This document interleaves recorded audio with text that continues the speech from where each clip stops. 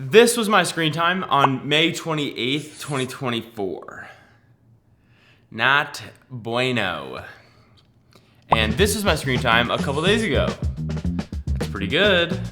I did it by taking an existing study done on college students that revolved around a behavioral economics phenomenon called salience. And then I created a real-world mini-experiment with myself as the sole test subject, and then I carefully tracked data and variables in a very messy Excel document, and I gave up for a bit, but then I came back, and eventually I just deleted Twitter. And I know it's called X now, but Twitter just rolls off the tongue.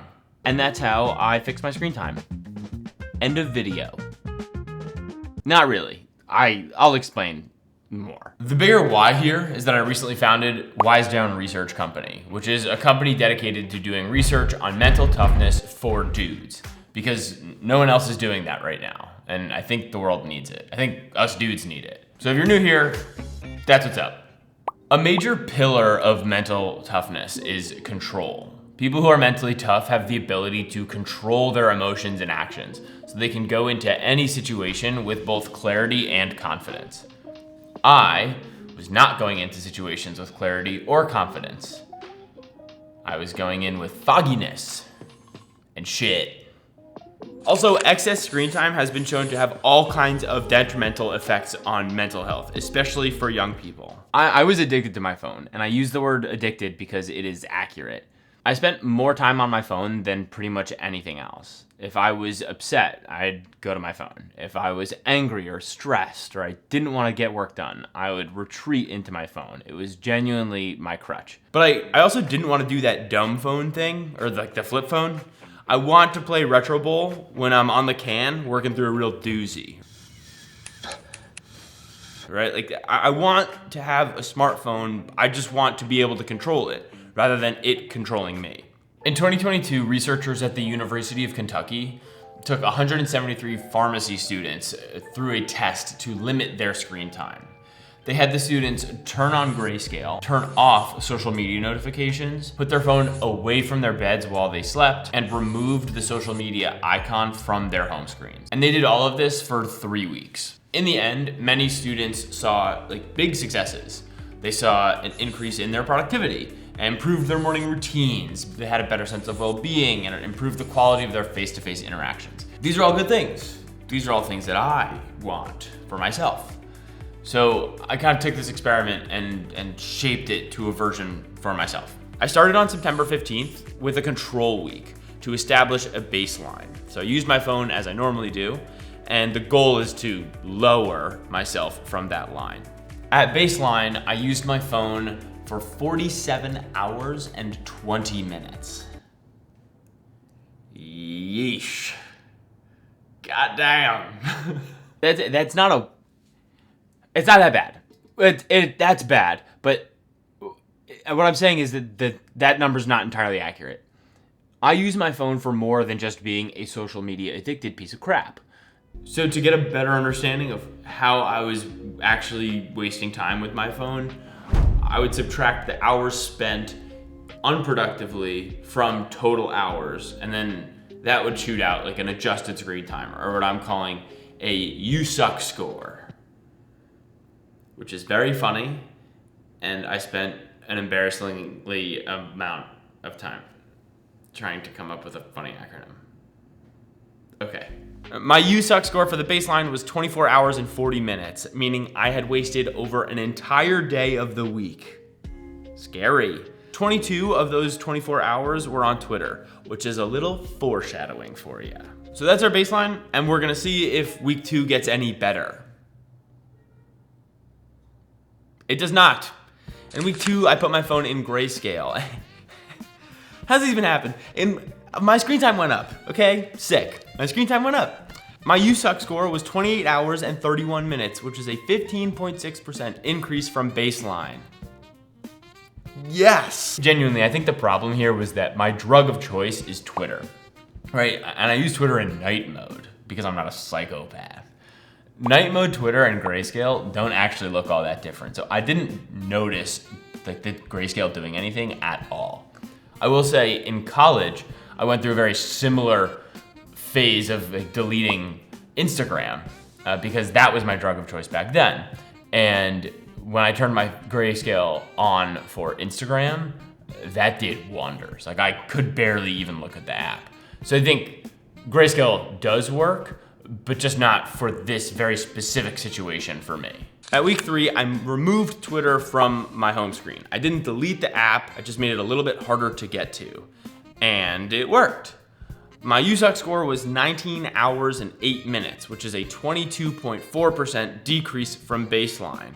It seems like a win, but that's so many hours still. Anyway, I will say though, I don't think that this would work for more than 1 week. You know how when you're addicted to an app, you have like the muscle memory? Like you know what to swipe and click. I had that, but removing the app from the home screen meant that my muscle memory would end me up at like calculator, which would then give me a second to be like, yo, what am I even doing here? And I'd just be able to refocus. By the end of the week, I had already mastered the new muscle memory to get to the app just from like Siri search. So I don't think this is a long-term solution unless you move your app every other day, maybe. I don't know. Okay, now we're at week 4, which is another huge win. I put my phone away from my bed at night, which is good because I have a habit of starting the day with a good old Twitter scroll because I don't feel like getting out of bed. Not having my phone next to my bed made that impossible. And it worked. My USOC score there was 19 hours and 23 minutes, which is a 21.4% decrease from baseline. But if we're really being honest with ourselves, 19 hours and 23 minutes wasted in a week is still a lot. This seems like a good time to talk about what's actually going on here, like brain-wise. Because the original study didn't just pick these interventions out of nowhere. There is some science behind them. And that science is a phenomenon called salience. Salience is the idea that when something holds your attention, you start to believe that that thing is more important. Let's say I'm on the phone with my buddy George. Yo. How's it going? Hang out for a second. Let me read the script. Just hang out while I read the script. All right. Let's say I'm on the phone with my buddy George. My attention is on George, so because of salience, he's the most important thing in my life right now. But if my doorbell rings, my attention shifts. And now whoever rang my doorbell is the most important thing in my life, and I literally put George on hold. Thanks, George. I'm doing a video, so I called you to get. What's salient? Social media has spent billions of dollars researching concepts like salience to learn how to better drag you in. They use notifications, sounds, and reminders to get on top of your mind and therefore become important to you. They use bright colors and endless feeds to stay important and keep you on the app. And they tailor their algorithms to show you posts that will give you emotional reactions, which reinforce the importance of the app itself. The goal of this experiment for myself was to get mentally tougher, and I was gonna do that by getting back in control. But it's hard when you're competing against billion-dollar enterprises. So I just wanna take a second to cut myself and our collective screen-addicted community some slack. Let's take a frickin' scroll break. At this point in the experiment, we're at week 5, I wanted to see if I had shaken the addiction, so I did a week without any interventions. Ideally, if I've made progress at this point, this week without any kind of intervention will be an improvement from my baseline, week 1, without any interventions. And that would have been really nice. But it did not happen. Week 5 was essentially a duplicate of week 1, with only a 1.4% difference between the week 5 and the original baseline. Which I guess is kind of cool, because it means that your boy can really put together a mean control.